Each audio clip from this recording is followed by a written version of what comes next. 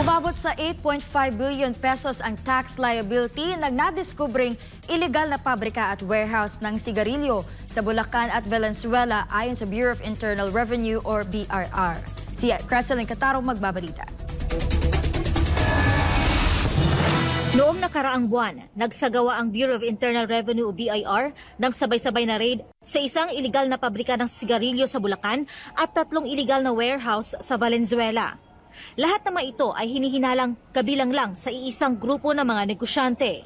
Ayon kay BIR Commissioner Romeo Lumagi Jr., nasa mahigit 11 milyon ang nakumpiskang pakete ng iligal na sigarilyo.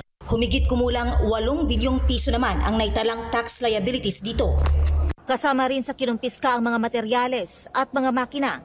Hinuli naman ang 5 Chinese nationals na nagpapatakbo ng pabrika at warehouse. Ang nasabing raid sa Bulacan at Valenzuela ay maituturing na pinakamalaking operasyon daw ng BIR laban sa illicit cigarettes para sa taong ito. Ito ang pinakamalaki ngayong taon na to. No? Ito ang nakuha natin dito, 8 malalaking equipments na gumagawa ng sigarilyo, kaya kada araw malaki ang napoproduce nitong factory ng sigarilyo na ito. At marami ring taong involved, hindi lang yung 5 Chinese nationals. Ang nakita natin doon, mahigit 150 na nanggaling sa probinsya at pinangakuan sila. Ang sinabi ay construction ang nature na magiging trabaho at pagdating ay paggawaan pala ng sigarilyo ang nadatnan nila. Samantala, nahuli naman ang isang tindahan sa Tomas Morato, Quezon City na patagong nagbebenta ng illicit vape sa kanilang secret menu. Nadiskubre roon ang illegal o illicit vape menu na hindi nakadisplay kundi nakatago sa isang bodega sa likod ng kanilang tindahan.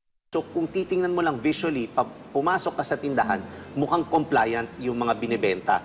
Tapos, pero kapag meron kang tinanong or minsan, bibigyan ka ng isang booklet dyan, ipapakita sa'yo, ito pa yung nakatago namin. Saad ng BIR, huli sa akto ang tindahan na nagbebenta ng vape na walang selyo o Internal Revenue Stamps. Wala rin silang binibigay na resibo sa mga bumibili ng illicit vape. Ipinahayag naman ni Lumagi na maraming kasong kakaharapin ang mga nagtitinda ng illegal na produktong ito. Unang-una dyan, yung possession ng mga excisable articles na hindi bayad ng excise tax. Kaso na po yan. Of course, nandyan po ang kaso ng tax evasion at nandyan na rin yung violation ng tax stamps at yung panibagong vape law. Para sa Diyos at sa Pilipinas kong mahal, Creselyn Catarong, SMNI News.